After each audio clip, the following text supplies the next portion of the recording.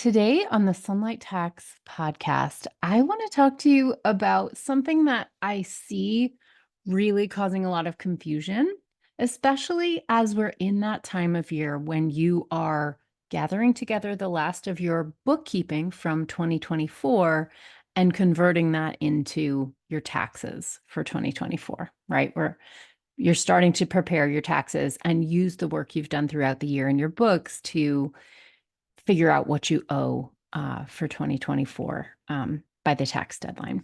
And one of the things that happens that I see causing a lot of stress with people is noticing places where the numbers on your taxes do not completely line up with your bookkeeping. And I'm here to just bring you some peace of mind because that's actually normal and there's nothing wrong with you if that happens. And I want to talk a little bit about a couple key areas where it happens and why, and what, if anything, you need to do about it. All right, so let's get started. Today, the one that I want to bring up is probably the most complex of all of them. It is your home office or home studio. All right. So just for the background on this, the basics of taking a deduction for your home office or home studio are that the IRS allows you to deduct the cost of a workplace for your business. All right. Now, this would be true if you were renting an office space or a studio space outside your home, but it's also true if you choose to work inside your home and use a space inside that home exclusively for the purpose of doing your work. Now, that's really important. This can't be a multi-purpose room. It can't be your dining room table. It's got to be a room that is dedicated as your office space. All right. And that's only fair because you would not be allowed to deduct a rental outside your home if it wasn't exclusively for the purposes of your office or studio. All right. So it's okay to subdivide a larger room. You can have some tape, a bookshelf, some kind of clear delineation or marker that shows that you are only using the square footage that's a subset of a room. That's completely fine. And I used to come up with that question all the time when I had clients in New York City who might be working in a big loft space that the whole apartment was one big room, right? So it's okay to use a portion, but you do have to be clear which is the exclusively used for business portion. All right. All right. So how does it work? One of the things that you probably have heard me say before, if you've been listening to this podcast for a while, is that you need to have a separate business bank account and from your personal accounts, right? This is one of the markers of having a genuine business and therefore, having your deductions be valid. That is a business-like practice that you want to uphold. And yet, the expenses of your home office or home studio generally are going to be paid out of your personal account. And that's actually right. That's correct, right? That's how you should be doing it. You pay your rent out of your personal account because rent is a personal expense. All right. Now, yes, the tricky thing here is that a little portion of that is going to be deductible because of this home office deduction. But that doesn't mean you're going to write two checks to the landlord, one for the portion of your home that is all personal and a separate check for the home office. Oh my goodness, no, what a mess. We don't want to do that. You're just going to be paying out of one account.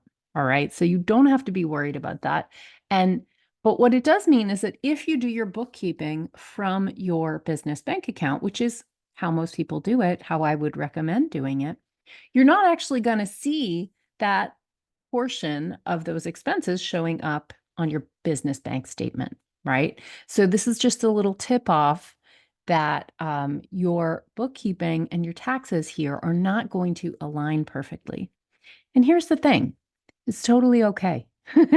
This is actually a normal and expected thing, and it's perfectly fine. All right. So your utilities, your, house cleaning, if you pay for that, your rent, your mortgage, these are personal expenses, but a little portion of them you are going to get to take for that home office, home studio expense. All right. Now, the good news is you really don't need to worry about this on a day-to-day level, okay? If you are a person who works for themselves, you're self-employed, you are filing on a Schedule C, right? Your business expenses are going in a Schedule C. There's a place for you to put your home office expenses on that. And I just want you to recognize that that may never show up at all in your bookkeeping, and it's okay. So one of the things you need to do to take the home office deduction is the following. You are going to take a measurement of your entire livable space. So your whole apartment, your whole home, right? This is often a number that's available to you even in like your mortgage or deed, like documents, or in your rental agreement. Like you probably already have access to this number without getting out a tape measure. And then you want a second number, which is what is the exclusively used office space, right? What is the office portion or studio portion of that space? For this one, generally, you do need a tape measure. So just get out a tape measure and measure the room that you are working in for your home office or home studio, all right? And what that gives you is a ratio. So now you're going to see you've got, for example, if I have a 1,000 square foot apartment, and there's 4 equal sized rooms, and one of those rooms is my home studio, then 250 square feet out of 1,000 is a deductible workplace. So for my indirect expenses of that home office, I'm going to write down on my tax return that ratio of the exclusive use space to the total property. All right. And then just so that you know, and you don't even have to do this calculation yourself. Generally speaking, you're going to be entering these numbers into tax software and it will do the calculation for you.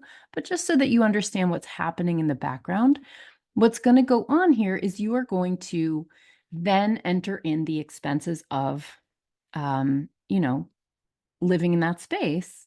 And that proportion will get applied to those expenses, and that proportional amount will be deducted as an indirect expense of your home office. So for example, my utilities, my rent, if I have a housekeeper or any other expense that applies to the whole residence, then those I will list on my tax return for the purposes of that home office deduction.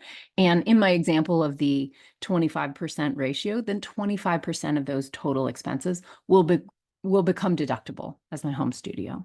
All right. And this is not something that will ever be shown in my bookkeeping. Okay. So that's okay. You're not doing anything wrong.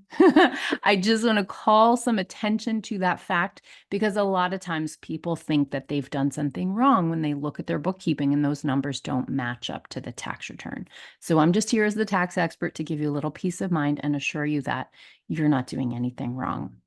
And there's one more little wrinkle when it comes to the home office or home studio deduction, where there may be additional expenses of that space that are called direct expenses, right? So if you do anything that you only pay for that studio, that would just become a 100% deductible expense of the space. For example, if I have a home studio and I hire a professional painter to paint the inside of it, right? Or do some carpentry to build a wall inside that room, or, special lighting, or if it's a podcast studio, maybe put soundproofing in there. Those would be considered direct expenses and you get to take the whole thing. You don't have to apply that proportion, right? That's only for expenses that are for the whole home, the whole living space. All right. Great. So lastly, I also want to warn you that these expenses are not going to show up in your bookkeeping, but they're also not something you need to worry about when it comes to making your estimated quarterly tax payments.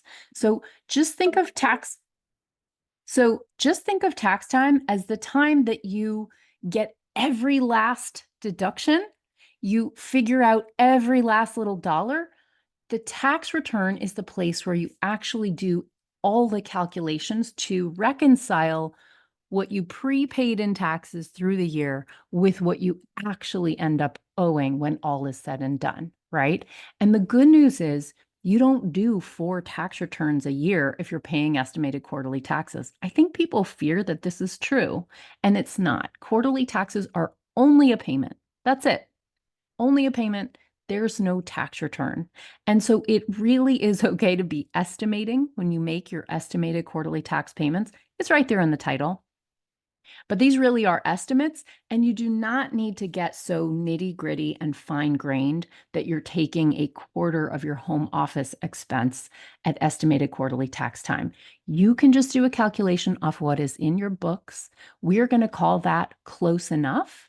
And that word estimate in the title, estimated quarterly taxes, that's there to say close enough is just fine. All right. So I really hope that this episode gives you some peace of mind and stops you worrying about a thing that I see a lot of people worrying about. Honestly, I think you're probably doing a great job already. If this episode has helped you in any way, I hope you share it with a friend, or if you have a friend who's been stressing about a home studio or understanding the difference between their quarterly payments versus their annual tax filing, maybe send this episode to them. It's really helpful to me, and I'm very grateful for it. All right. I hope that gave you some peace of mind, and I will see you on the next one. Bye. Thank you for watching. If you like this video, be sure to like, leave a comment, and subscribe to my channel. I'm so grateful for that. This video is for education and entertainment only. Nothing in this episode should be taken as individual tax or financial advice. You can find all the tools, books, and links I reference at sunlighttax.com/podcast.